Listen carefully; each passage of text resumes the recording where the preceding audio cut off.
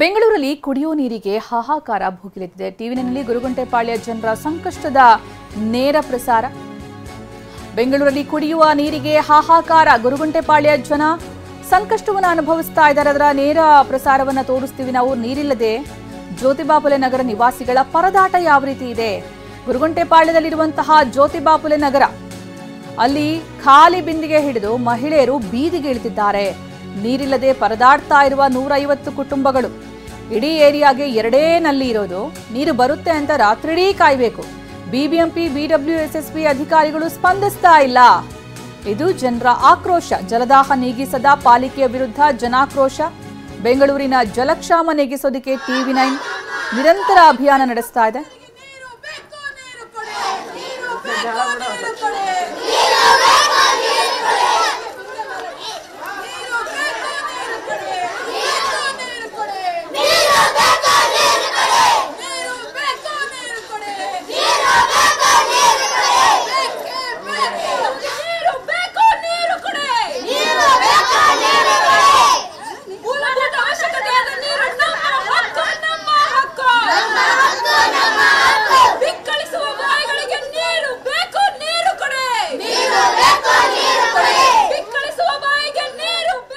ಈ ಬಗ್ಗೆ ಹೆಚ್ಚಿನ ಮಾಹಿತಿ ನೀಡೋದಕ್ಕೆ ನಮ್ಮ ಪ್ರತಿನಿಧಿ ಶಾಂತಮೂರ್ತಿ ಈಗ ನಮ್ಮ ಜೊತೆಗೆ ನೇರ ಸಂಪರ್ಕದಲ್ಲಿದ್ದಾರೆ. ಶಾಂತಮೂರ್ತಿ, ಇಲ್ಲಿ ಗುರುಗುಂಟೆಪಾಳ್ಯದಲ್ಲಿ ಮಹಿಳೆಯರು, ಮಕ್ಕಳು ಬೀದಿಗಿಳಿದು ಹೋರಾಟ ಮಾಡ್ತಾ ಇದ್ದಾರೆ. ಅಲ್ಲಿ ಯಾವ ರೀತಿ ನೀರಿನ ಸಮಸ್ಯೆ ಎದ್ದು ಕಾಣ್ತಾ ಇದೆ?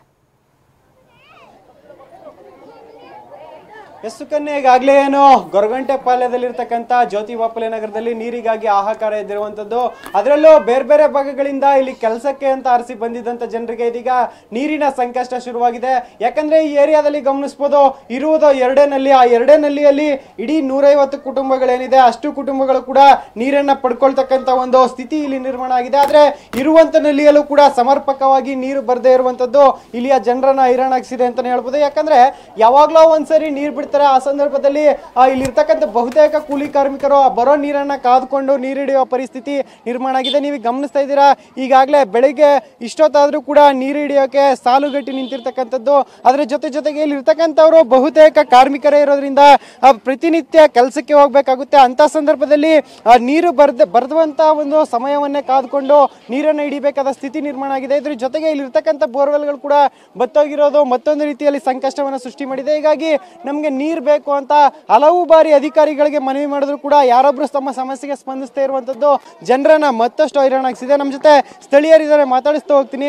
ನಿಮ್ಮ ಏರಿಯಾದಲ್ಲಿ ಎಷ್ಟು ಸಮಸ್ಯೆಯನ್ನು ಅನುಭವಿಸ್ತಿದ್ದಾರೆ ನೀರಿಗೋಸ್ಕರ, ಮತ್ತೆ ನೀರು ಬರದೇ ಇರೋ ಸಮಸ್ಯೆಗೆ ಅಧಿಕಾರಿಗಳೇನಾದ್ರು ಸ್ಪಂದಿಸ್ತಾ ಇದಾರ ಅಂತ?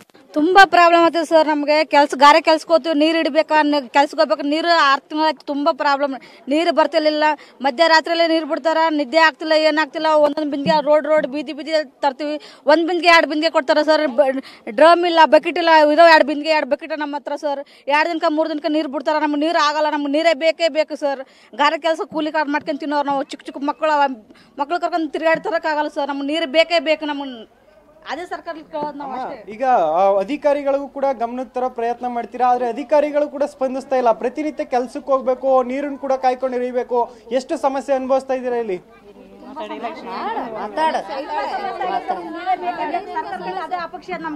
ಸರ್ಕಾರ ನೀರೇ ಕೊಡಬೇಕು. ನಮ್ಗೆ ಓಟ್ ಹಾಕ್ತಿವಲ್ಲ, ಅದೇ ತರ ನಮ್ಗೆ ನೀರು ಬೇಕೇ ಬೇಕು. ಬೋರ್ ಇತ್ತು, ಬೋರ್ನ ಕಲೆಕ್ಷನ್ ಹೋಗ್ಬಿಟ್ಟದ. ಬೋರ್ ಕಲೆಕ್ಷನ್ ಹಾಕಿ ಕೊಡ್ರಿ ಸರ್. ನಮ್ಗೆ ಅದೇ ದಯವಿಟ್ಟು ಕೇಳ್ಕೊಂತೀವಿ ನಾವು. ನೀರದ್ದು ತುಂಬಾ ಪ್ರಾಬ್ಲಮ್ ನಮ್ಗೆ. ಮಕ್ಕಳಿಗೆ ನೀರು, ನಮಗೆ ಸಮಸ್ಯೆ ತುಂಬಾ ಆಗಿದೆ ನಮ್ಗ. ಅಮ್ಮ, ಈಗ ಪ್ರತಿನಿತ್ಯ ಬೆಳಗ್ಗೆ ಬರುವಂತ ನೀರನ್ನೇ ಕಾಯ್ಕೊಂಡು ಹಿಡಿಬೇಕಾದ ಸ್ಥಿತಿ ಇದೆ. ರಾತ್ರಿ ಎಲ್ಲ ಜಗಳಗಳು ಕೂಡ ಆಗ್ತಾ ಇದೆ ನೀರಿಗೋಸ್ಕರ. ಅಧಿಕಾರಿಗಳೇನಾದ್ರು ಭರವಸೆ ಕೊಡ್ತಾ ಇದಾರ? ಯಾರು ಬಂದಿದ್ರ ಇಲ್ಲಿ ನಿಮ್ಮ ಸಮಸ್ಯೆ ಕೇಳೋಕೆ ಅಂತ? ನಮ್ಮ ಸಮಸ್ಯೆ ತುಂಬಾ ಪ್ರಾಬ್ಲಮ್ ಐತೆ. ರಾತ್ರಿ 2 ಗಂಟೆ 3 ಗಂಟೆ ನೀರು ಹಿಡ್ಕೊಂತೀವಿ. ಇಲ್ಲಿ ಜಗಳ, ಒಂದೇ ಕೊಳ ಇರೋದು. 6 ತಿಂಗಳ ನೀರಿಲ್ಲ. ನಾವು ಕೆಲ್ಸಕ್ಕೆ ಹೋಗೋದು ಬಿಟ್ಟು ನೀರು ಹಿಡ್ಕೊಂತೀವಿ. ಈ ಸಮಸ್ಯೆ ಯಾರ ಮುಂದೆ ಹೇಳ್ಬೇಕಂತ ನಾವು ವಿಚಾರಿಸ್ತೀವಿ ನಿಮ್ಮನ್ನ. ಹೇಳ ಮೇಡಮ್, ಈಗ ಸಾಕಷ್ಟು ಬಾರಿ ಮನವಿಯನ್ನ ಕೂಡ ಕೊಟ್ಟಿದ್ದೀರಾ ಬಿಬಿಎಂಪಿ ಮತ್ತೆ ಬಿಡಬ್ಲ್ಯೂಎಸ್ ಅಧಿಕಾರಿಗಳು ಏನ್ ಹೇಳ್ತಾ ಇದ್ದಾರೆ ಅಂತ? ಸರ್, ನಾವು ರೀಸೆಂಟ್ ಆಗಿ ಒಂದು ಪ್ರತಿಭಟನೆ ಎಲ್ಲ ಮಾಡಿ ಮತ್ತೆ ಗುರುಗುಂಟೆಪಾಳ್ಯಕ್ಕೆ ಸಂಬಂಧಪಟ್ಟ ಬಿಡಬ್ಲ್ಯೂಎಸ್ಎಸ್ಪಿ ಅಧಿಕಾರಿಗಳೇನಿದ್ದಾರೆ AWE ಅವ್ರನ್ನ ಮೀಟ್ ಮಾಡಿದ್ವಿ. ಅವ್ರು ಹೇಳೋದು ಕಾವೇರಿ ನೀರ್ದು ಟ್ಯಾಪ್ ಇನ್ಕ್ರೀಸ್ ಮಾಡ್ಕೊಡಿ, ಅಟ್ಲೀಸ್ಟ್ ಇಷ್ಟು ಕುಟುಂಬಗಳಿಗೆ 2 ಸಾಲಲ್ಲ ಅಂತ. ಅವ್ರ ರೂಲ್ಸ್ ಪ್ರಕಾರ ಬರಲ್ಲ, ಸಿಂಟ್ಯಾಕ್ಸ್ ಇಡ್ಸ್ಕೊಡ್ತೀವಿ ಅಂತ ಹೇಳಿದ್ದಾರೆ.